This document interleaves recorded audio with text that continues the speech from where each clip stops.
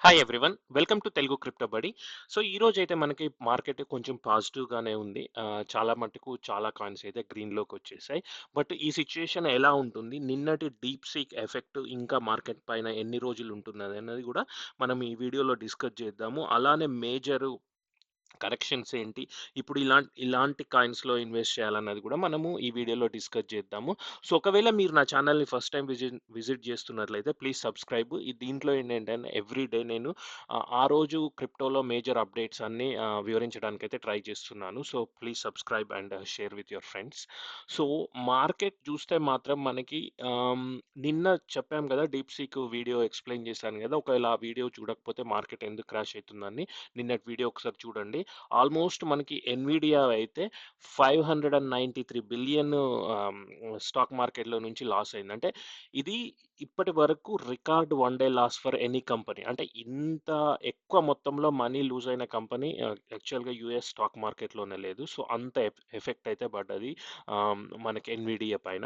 So, ఒక్కసారి మనం crypto టర్మ్స్‌లో ఆలోచిస్తే మీరు ఒక్కసారి ఇమాజిన్ చేయండి. ఇప్పుడు ఇథీరియం మార్కెట్ క్యాప్ 385 బిలియన్, అలానే ఎక్స్ఆర్‌పి 179.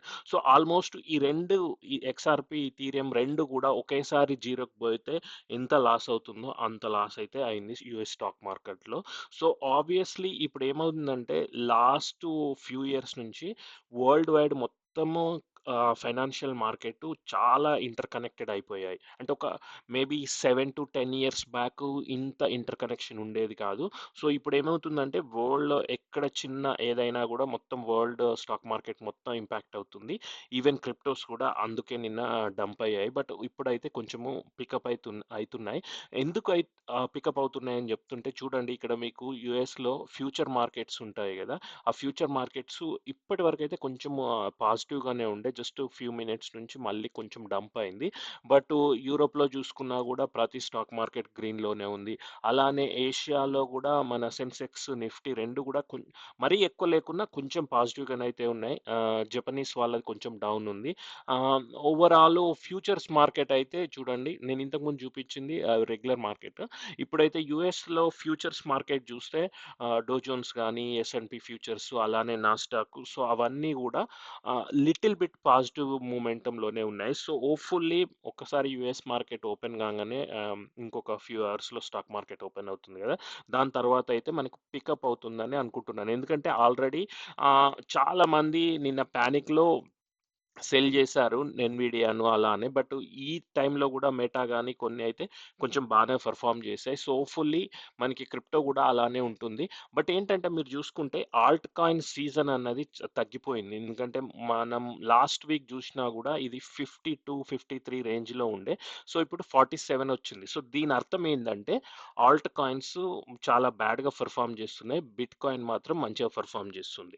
సో, అందుకోసమే ఈ టైంలో ఒకవేళ మరి బై చేసుకోవాలనుకుంటే ఏదన్నా కాయిన్స్ మీరు తక్కువ అంటే తక్కువ వోలటిలిటీ ఉండి కొంచెం గుడ్ కాయిన్స్‌లో ఇన్వెస్ట్ చేయడం అయితే బెటరు. టూ మచ్ లో క్యాప్ మీమ్ కాయిన్స్‌నయితే బై చేయకపోవడమే బెటరు. నేను అది ఎందుకు చెప్తున్నానంటే మీకు ఇదొక ట్వీట్ చూపిస్తాను చూడండి. 2013-2014 మార్కెట్‌లో 500 టోకెన్స్ ఉండే క్రిప్టో. దాని తర్వాత 2017-2018 3000 టోకెన్స్. ఒక 6 టైమ్స్ పెరిగాయి. బట్ 2021లో ఆల్మోస్ట్ 300,000-3,000,000 టోకెన్స్. సో, చూడండి ఎంత పెరిగాయో. బట్ ఇప్పుడు చూస్తే 2025లో 36,000,000 టోకెన్స్ ఉన్నాయి, క్రిప్టో టోకెన్స్. సో, అంటే ఆల్మోస్ట్ 12 టైమ్స్ పెరిగినాయి లాస్ట్ క్రిప్టో సైకిల్‌కి, ఈ సైకిల్‌కి. సో, అందుకోసమే ఇప్పుడు ఏమవుతున్నాయంటే చాలా మీమ్ కాయిన్స్ మీరు చూస్తుంటే ఎవ్రీ డే మీరు ఏదన్నా ఫ్రెండ్స్‌తోని డిస్కస్ చేసినా, ఎక్కడైనా టెలిగ్రామ్ చూసినా, యూట్యూబ్‌లో చూసినా ప్రతి ఒక్కరు కొత్త కొత్త కాయిన్స్ సజెస్ట్ చేస్తుంటారు. ఎందుకంటే అన్ని కాయిన్స్ వస్తున్నాయి కాబట్టి అందులో చాలా మటుకు less than 0.1% good coins. So, అందుకోసమే చూడండి ఇప్పుడు ఈ చార్టు, ఈ టోకెన్స్ ఎలా పెరిగిపోతున్నాయో సో ఎవ్రీ ఇయర్. అందుకోసమే మనము ఎవరో ఒకరికి 100% వచ్చింది, 10x వచ్చింది, 100x వచ్చిందని చెప్పేసి వాటి వెంట పరిగెత్తడం వేస్ట్. ఎందుకంటే ఆ 10x, 100x వచ్చింది అంటే ఆళ్ళు మోస్ట్‌లీ ఐదర్ ఆ టోకెన్ చేసిన డెవలపర్స్ అన్నుంటారు, ఇన్సైడర్ పీపుల్ అన్నుంటారు. రెగ్యులర్ పీపుల్‌కి ఈ మీమ్ కాయిన్స్‌లో 10x, 100x ఎర్న్ చేయడం అన్నది చాలా చాలా ఇంపాసిబుల్. అంటే మీరొక 100 ట్రేడ్స్ చేస్తే మేబీ మీకొక 1 ఆర్ 2 సక్సెస్‌ఫుల్ అయితాయి మీమ్ కాయిన్స్‌లో. అందుకోసమే లో క్యాప్ మీమ్ కాయిన్స్ కంటే కూడా మీరు కొంచెము మార్కెట్ క్యాప్ ఉన్న మంచి ఆల్రెడీ ఎస్టాబ్లిష్డ్ ఉన్న మీమ్ కాయిన్స్‌కి ఆహ్, వాటిని ఇన్వెస్ట్ చేయడం బెటరు. ఎందుకంటే ఇప్పుడు చూడండి లాస్ట్ ఫ్యూ డేస్‌లో నేనొకసారి ఇప్పుడు మనము డంప్ అయినయి చూసుకున్నా గూడా సో, అలాంటి మీమ్ కాయిన్స్‌లు సపోజ్ ఇప్పుడు మీరు ఒక 2 డేస్ బ్యాక్ మార్కెట్ డంప్ అయినప్పుడు ఎస్‌పీఎక్స్ 6900 నేను చాలా సార్లు చెప్పాను వీడియోస్‌లో. ఇందులో ఇన్వెస్ట్ చేసినా మీకు 1 డేలో 15%. అలానే ట్రంప్ 13% రీగెయిన్ అయింది. Fartcoin 9%. సో, ఇవన్నీ కూడా ఆల్మోస్ట్ మీమ్ కాయిన్సే. అలానే ఇప్పుడు డోజ్ కాయిన్. సో, బెటర్ అంటే నా ఉద్దేశంలో నేను చేస్తుందేంది అంటే ఆల్రెడీ ఎస్టాబ్లిష్డ్ అయ్యున్న కొంచెము మార్కెట్ క్యాప్ గుడ్ ఉన్న మీమ్ కాయిన్స్‌కి స్టిక్ అవుతున్నాను. ఆఫ్‌కోర్స్ అందులో 10x, 100x రాదు. బట్ అట్‌లీస్ట్ మన మనీ జీరో కాకుండా పోయే ఛాన్సెస్ అయితే ఎక్కువగా ఉన్నాయి. సో, మన ఫస్ట్ ప్రిన్సిపల్ ఏంటి అంటే క్రిప్టోలో అట్‌లీస్ట్ మీరు పెట్టిన మనీ జీరో కాకుండా చూసుకోవడం. సో, అదైతే మనకి ఇంపార్టెంటు. సో, ఇది ఈరోజు మనకి మేజర్ న్యూస్. బట్ ఇంకొకటి ఏంటి అంటే ఇప్పుడు డీప్ సీక్ ఎందుకు అంత పాపులర్ అవుతుంది అంటే మీరిక్కడ చూసుకోవచ్చు చార్ట్‌లో ఈ ఇది బ్లూ కలర్‌లో ఉన్నది అంటే వీళ్ళు మామూలుగా ప్రతి ఏఐ ఇంజిన్ పెర్ఫార్మన్స్ అంటే చూస్తుంటారు కదా! ఏది బెటర్ అని. సో, దానికేందంటే కొన్ని టెస్ట్‌లు ఉంటాయి. డిఫరెంట్ టైప్ ఆఫ్ టెస్ట్‌లు. సో, అందులో ఈ బ్లూ కలర్ అన్నది డీప్ సీ రిజల్ట్స్. అలానే ఈ మిగతా కలర్స్ ఏంటి అంటే ఇప్పుడు లామా అంటే ఫేస్‌బుక్ వాళ్ళు చేసిన ఏఐ, అలానే చాట్ జీపీటీ వాళ్ళు, అలానే క్లాడ్ అని ఇంకొక కంపెనీ ఉంటది. సో, డిఫరెంట్ డిఫరెంట్ ఏఐ కంపెనీస్‌ని కంపేర్ చేశారు. మీరు చూడండి అన్నిట్లలో ఈ బ్లూదే ఎక్కువుంది. అంటే సీక్ ఎక్కువ స్కోర్ చేస్తుంది.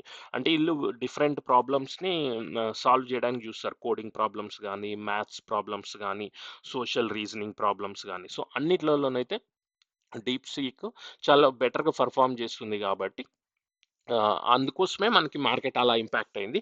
బట్ ఇంకొకటేంటి అంటే నిన్న ట్రంప్‌ని గూడా వీళ్ళు మామూలుగా న్యూస్ రిపోర్టర్స్ ఉంటారు గదా! మీ ఒపీనియన్ ఏంటి డీప్‌సీక్ గురించి అని అడిగితే తను చెప్పిందేందంటే యాక్చువల్‌గా ఇది మనకి బెటరు. ఎందుకంటే వాళ్ళు ఇప్పుడు మనం ఇంత డబ్బులు పెట్టి చేస్తున్నాం యూఎస్‌లో వాళ్ళు 10% కాస్ట్‌తోనే చేస్తున్నారంటే ఓవరాల్‌గా వరల్డ్‌కి బెటరే గదా! అంటే తక్కువ కాస్ట్‌లోనే మనం ఇంకా బెటర్ ఏఐని డెవలప్ చేయించొచ్చు. So, I welcome that new project అని జెప్పాడు ట్రంప్ గూడా. సో, అది గూడా మనం ఆలోచించిన గుడ్డే.